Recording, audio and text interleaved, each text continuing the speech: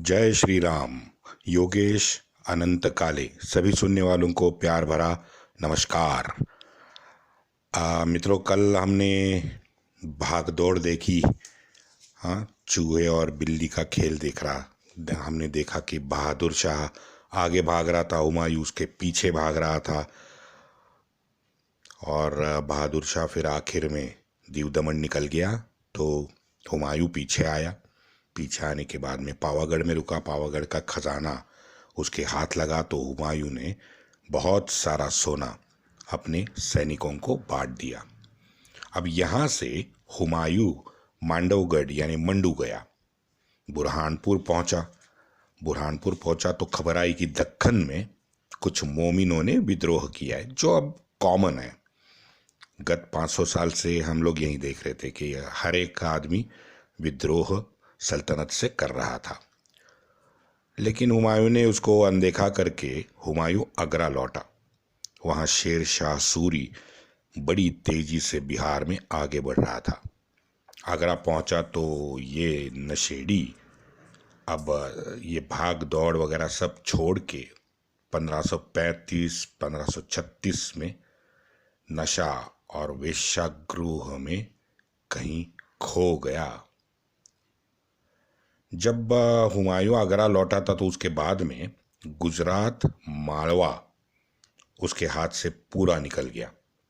गंगा किनारे बसे चिनूर का किला जो था वो शेर शाह ने जीत लिया था। ये भी बड़ी इंटरेस्टिंग स्टोरी है चिनूर किले की, वो मैं आगे बताऊंगा आपको। बड़ी इंटरेस्टिंग है। मैं इससे आपको पता चलेगा कि इस्लामी मानसिकता कितनी हलकट मानसिकता है। वो चिनूर का किला उसका उदाहरण है, बताऊंगा आगे। शेर खान अब अपनी ताकत बिहार के बाहर भी तेजी से बढ़ा रहा था। सारे भारत में राज करने वाले पठान अब शेर शाह की तरफ बड़ी आशा लगाए बैठे थे, बिकॉज पठान थे अफगान। आपने देखा कि ये उम्मा कंसेप्ट कैसी गलत है। आप देखो, कहने को तो कहते हैं कि पूरे विश्व के मुसलमान एक ही है, ये इनकी उम्मा कंसेप्ट है। और यहाँ देखो, मुगल और पठान ये दोनों मुसलमान, दोनों सुन्नी, लेकिन एक अफगानिस्तान का पठान और दूसरा मुगल। मैं कहने से जरा बचता हूँ, बिकॉज ये पूरा वो तुर्की, उज़्बेक, तुर्कमेनिस्तान, ये सब मिक्सचर है ये मुगलों में। लेकिन ये भी सुन्नी, ये कभी भी एक साथ नहीं आए हैं, आज तक नहीं आए। आज भी देखो अफगानिस्तान और पाकिस्तान में क्या हो रहा है। मैं अफगानिस्तान में तो ताजिक और उज़्बेक और हज़ारा, इनकी भी पठानों से नहीं पटती। शेर शाह और मुगलों के बीच लगातार झड़पें शुरू हो गई। शेर शाह के बेटे ने रोहतास का किला और गौड़ दोनों कब्जे में कर लिया। शेर शाह ने हुमायूं को पत्र भेजा कि वो बिहार छोड़ने को तैयार है, बशर्ते उसे बंगाल में रहने दिया जाए या राज करने दिया जाए। तो वो 10 लाख सालाना इसके बदले में हुमायूं को देने को भी तैयार हो गया। बड़ा शातिर था शेर खान। अब हुमायूं यहाँ पेच में फंस गया। लेकिन बंगाल के सुल्तान महमूद ने हुमायूं के कान भरे और उनको कहा कि ये शेर खान पर कतई विश्वास ना करे। बिल्कुल सही कहा, क्योंकि उसके पूरे शेर खान की जीवनी ऐसी घटनाओं से भरी पड़ी है। हुमायूं की फौज बंगाल में घुस गई। शातिर शेर खान ने हुमायूं के लिए रेड कारपेट बिछा दिया। अय्याश नशेड़ी हुमायूं इस चक्कर में फंस गया। 4 महीने गौड़ में अय्याशी करके इसने बताए। और उधर शेर खान क्या कर रहा था? शेर खान लूट मार मचा रहा था। मुगलों के रियासत में। और ये मुगल नशेड़ी बंगाल में 4 महीना ऐश कर रहा था। उसी 4 महीने में शेर खान ने बनारस में मुगल सेना को बड़ी क्षति पहुंचाई। बहरिच ले लिया, संभल ले लिया, जौनपुर तो आराम से उसके हाथ में आ गया। और दुर्भाग्य देखो मित्रों कि ये दोनों एक साथ तो लड़ रहे थे, मंदिर हिंदू के लूटे जा रहे थे, धर्मांतरण हिंदू का हो रहा था, फसलें हिंदू की जलाई जा रही थी। हुमायूं का छोटा भाई था हिंदल। अब ये हिंदल तुरंत आनंद फानंद में बंगाल से निकला, आगरा पहुंचा। ये भी हुमायूं के साथ बंगाल में ऐश कर रहा था। तो वो आगरा पहुंचा। उसने भाई साहब क्या किया कि तुरंत खुद को सुल्तान घोषित कर लिया। और हुमायूं का वफादार था शेख बहलोल, उसका कत्ल किया। अब ये बात सुन के कामरान लाहौर में था, वो लाहौर से निकला। अब इन दोनों ने, यानी दोनों भाइयों ने, हिंदाल और कामरान, इनकी फौजों ने पूरी दिल्ली घेर ली। लेकिन उस टाइम दिल्ली का इत्तेदार था हुमायूं का वफादार। वो बिल्कुल वफादार निकला। उसने दिल्ली इन दोनों भाइयों के हाथ में सौंपने को मना कर दिया। अब सत्ता का खेल देखो। ये 2 भाई आगरा पहुंचे, फिर जहां अब कामरान जो थोड़ा सा बड़ा था हिंदाल से, उसने खुद को बादशाह घोषित किया। और ये देख के हिंदल अब एक साथ, ये दिल्ली एक साथ गए थे। दिल्ली से आगरा एक साथ आए थे। देखो ये सगे भाई। तो कामरान ने खुद को बादशाह घोषित किया तो हिंदल अलवर भाग गया। ये घटनाक्रम हो रहा था, तब जाके अपना नशेड़ी हीरो बंगाल में जग गया और उसको परिस्थिति थोड़ी समझ में आई कि क्या चल रहा है। तो ये हमारे हिंद के सल्तनत के बादशाह हुमायूं बंगाल से निकलकर आगरा पहुंचे। लेकिन बीच रास्ते में चौसाया या छिपाघर जिसे कहते हैं, उस गांव में शेर खान ने उसके सारे रास्ते बंद कर दिए। दिन था 26 जून 1539। 26 जून को अफगानों ने हुमायूं के छावनी पर सीधा हमला बोल दिया। एक बाण से हुमायूं को कंधे पे चोट लगी। चोट क्या लगी, पूरा का पूरा उसका बाण कंधे में घुस गया। हुमायूं हाथी पे था। हुमायूं ने चालाकी से अपने हाथी को ज्यादा जख्मी किया। ये बड़े जबरदस्त चाल हुमायूं ने चली। कंधे पे जख्म हो गई। हुमायूं हाथी से उतरा नहीं। हुमायूं ने क्या किया, बड़ी चालाकी से अपने हाथी को ही जख्मी कर दिया। अब ही भाई साहब इस हाथी ने कांड कर दिया, बड़ा बड़ा कमाल किया। लगभग हारी हुई बाजी को इसने हुमायूं के पक्ष में पलटा दिया। अब ये जख्मी हाथी युद्ध क्षेत्र में अंदर घुस गया शेर खान की फौज में। जो सामने आया कुचलता गया। और यहां इन आनंद फानंद में हुमायूं ने बड़ी होशियारी से घोड़ों पे बैठ के पलायन किया। एक दिन में, मात्र एक दिन में हुमायूं ने उसके 8000 मुजाहिद और अपना पूरा हरम ये पूरी तरह से खो दिया, मात्र एक दिन में। हरम तो सीधी बात है, अफगान सैनिकों ने माल गनीमत थी, कुरान का उन पे फर्ज अदा है, तो उन्होंने पकड़ लिया और इस माले गनीमत को उन्होंने बांट दिया। अब यहाँ शुद्ध शब्द में यथा तथा हुमायूं निहत्ता अकेला निर्वासित की तरह आगरा पहुंचा। पूरा पूरा अकेला पहुंचा। और ये आगरा के नए सुल्तान कामरान के लिए एक बड़ा बड़ा शौक था।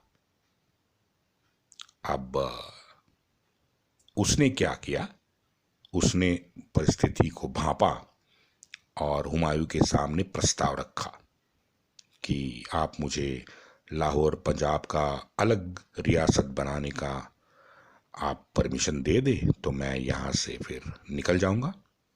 उधर उसका भाई अलवर में हिंदाल हिंदाल ने अपने आप को अलग सल्तनत का सुल्तान घोषित किया। इन विद्रोह से परेशान और क्रोधित हुमायूं ने कामरान को जहर पिलाया आगरा में। अब अधमरा कामगार का कामरान जो था ये लाहौर भाग गया। ये भी आश्चर्य की बात है कि मरा नहीं, अधमरा हो गया, बीमार पड़ गया और लाहौर भाग गया। यहाँ शेर खान सूरी ने हुमायूं के रियासत का काफी सारा हिस्सा अब अपने हाथ में ले लिया था। शेर खान का बेटा था कुतुब खान। कुतुब खान ने हुमायूं के भाई अस्करी और हिंदाल को अब हड़काया, लेकिन खुद कुतुब खान इस संघर्ष में मारा गया तो थोड़ी सी हुमायूं को थोड़ी इससे राहत मिली। बिना समय गवाए हुमायूं खुद गंगा किनारे शेर खान के सामने खड़ा हो गया। अब बड़ी इंटरेस्टिंग बात देखो, गंगा के दोनों किनारे ये दोनों फौजें आमने सामने थी। अब छोटी मोटी झड़पें तो आमने सामने फौज में रोजाना तौर पे शुरू हो गई। भाई साहब, यहाँ सत्ता का खेल तो था ही, लेकिन उससे ज्यादा महत्वपूर्ण नस्ल का खेल था। एक थे मुगल, दूसरे थे अफगान। एक दिन शेर खान ने हमला बोल दिया और अचानक वो क्या देखता है, उसको प्रतिकार नहीं हुआ। बिना प्रतिकार मुगल हट गए। ये इतिहास को नहीं मालूम कि उस दिन एग्जैक्टली क्या हुआ, लेकिन मुगल सेना बिना प्रतिकार के वहां से हट के भाग गई। हुमायूं खुद आगरा भाग आया। शेर खान के लोग तो अब जंगली कुत्ते की तरह उसका पीछा करने लगे। हुमायूं लाहौर भागा, लाहौर वहां से भी निकला, और कामरान काबुल भाग गया। हुमायूं वहां से निकला, मुल्तान पहुंचा, मुल्तान होते हुए भक्कड़ पहुंचा। अब ये आप जान लो कि ये जो घूम रहा है ना, इसके पीछे ये पठान के जंगली कुत्ते लगे हुए हैं, इसलिए वो भाग रहा है। लाहौर गया, लाहौर से मुल्तान गया, मुल्तान से भक्कड़ गया। वहां से रेगिस्तान की गर्मी ने हुमायूं को बड़ा सताया। अब साथ उसके कुछ आदमी बचे हुए थे और ऊपर से ये रेगिस्तान में पानी की बड़ी किल्लत हो गई। तो जोधपुर के राजा मलदेव से हुमायूं ने भीख मांगी, लेकिन वहां भी ज्यादा नहीं रुका, क्योंकि उसका मन में डर सताने लगा कि कहीं मलदेव शेर शाह को मुझे ही तोहफे में ना पेश करे। तो वहां वो डर से हुमायूं निकला और रेगिस्तान में भटकने लगा।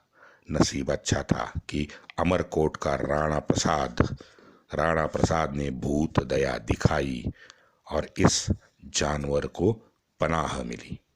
हालांकि राणा प्रसाद के पिता को थट्टा के ये हुमायूं का जो इत्तेदार था उसने मारा था, जहां प्रसाद ने निश्चय किया था कि मैं अपने पिता का बदला जरूर लूंगा। अब क्या क्या कहेंगे आप इस भूत दया को क्या कहेंगे, जिसके इत्तेदार ने खुद के बाप को मारा है, हाँ, धर्मांतरण किया है, लूटा है अमरकोट को, लेकिन वो अगर पनाह मांगने आता है तो मन की विशालता, मानवीय सौहार्दता, प्रेम, क्षमा, ये गुण है ना, ये सावरकर जी कहते हैं जो सद्गुण विकृति कलयुग की, तो ये है प्रसाद की कलयुग की विकृति। सांप को दूध पिला रहा था, क्या करें, लेकिन हो गया ऐसा। हम हिंदू है, हमारे लिए प्यार जगता है हमारे लिए। भाई चींटी चींटी को भी हम मारने से थोड़ा सा आधा सेकंड हमें दर्द होता है कि भाई चींटी मर गई, चल ठीक है। लेकिन ये जो गुण है जो मैंने कहा, ये इस्लामी दरिंदों में इसका ABCD भी नहीं है। अब नहीं मालूम कि अगर बल होता तो राजा जी के आभार प्रकट हुमायूं को करना चाहिए था, लेकिन हुमायूं ने ऐसा नहीं किया, राजा का सर ही काट दिया। यह है संस्कारों का फर्क। अपने महान स्वामी रामदास स्वामी ने छत्रपति जी से खुल के कहा था 17वीं शताब्दी में कि सज्जनों से सज्जनों की तरह, लेकिन दुर्जनों को उनका कर्दनकाल बन के दुर्जन की जैसा ही व्यवहार करना आवश्यक है। जैसे मैंने कहा, सावरकर भी मरते दम तक यही बात करते थे, इस कलयुग की सद्गुण विकृति को हम पहचाने। और आजकल जो हो रहा है ना, आप इसे पहचानो। मेरी आपसे विनती है कि किसी भी मोमिन को घर के अंदर प्रवेश ना दो। हमारे लिए तो बहुत आसान है, बिकॉज हमारे यहाँ महाराष्ट्र में वो घिटाओ पद्धति से रहते हैं, तो ज़्यादा हमारा मिलाप नहीं हो पाता उनसे। अब नाम मेरा व्यवहार हमारा ज़्यादा होता है, लेकिन उत्तर प्रदेश, बिहार, दिल्ली, लखनऊ, कलकत्ता, मुंबई के कुछ इलाके, यहाँ पे बाय डिफ़ॉल्ट हमारी मुसलमानों से दोस्ती हो जाती है। लेकिन विश्वास रखो मित्रों, इनकी मानसिकता यही है। चाहे मोहम्मद कासिम हो, खिलजी हो, हुमायूं हो, अकबर हो, औरंग्या हो, या अभी श्रद्धा को काटने वाला आफताब हो, आप समझ जाइए इस बात को। मैं भी कोशिश कर रहा हूँ समझने की। ये सद्गुण विकृति है ना, इसको अब गाड़ने की जरूरत है। अब देखो, इस इस्लामी खूनी नशेड़ी अय्याश को सजा देने के लिए उसके पीछे थे वहीं सुन्नी पठान,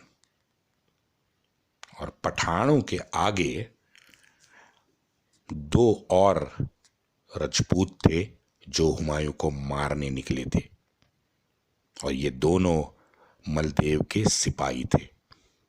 तहरीक ए अकबरी में निजामुद्दीन ने इस घटना का उल्लेख किया है कि दो हिंदू काफिर गुप्तचर पकड़ के हुमायूं के सामने पेश किए गए जब हुमायूं अमरकोट के रास्ते पे था, पहुंचा नहीं था, रास्ते पे था। दोनों को पेश किया गया और तुरंत मार डालने का फरमान सुनाया। जब सैनिक उन्हें वहां से ले जाने लगे तो पता नहीं कैसे दोनों काफिरों ने अपने आप को छुड़वाया और बाजू वाली की तलवारें छीनी। दोनों काफिरों ने 17 लोगों को मार डाला। 17 लोगों को दोनों ने मार डाला, और तब जाके ये दोनों कांटे गए। इन्होंने तो घोड़े भी नहीं छोड़े, इसमें हुमायूं का अपना घोड़ा भी शामिल था, उसको भी काट डाला उसने।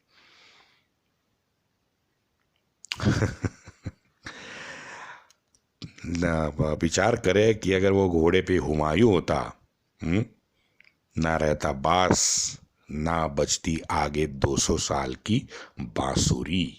वंदे मातरम।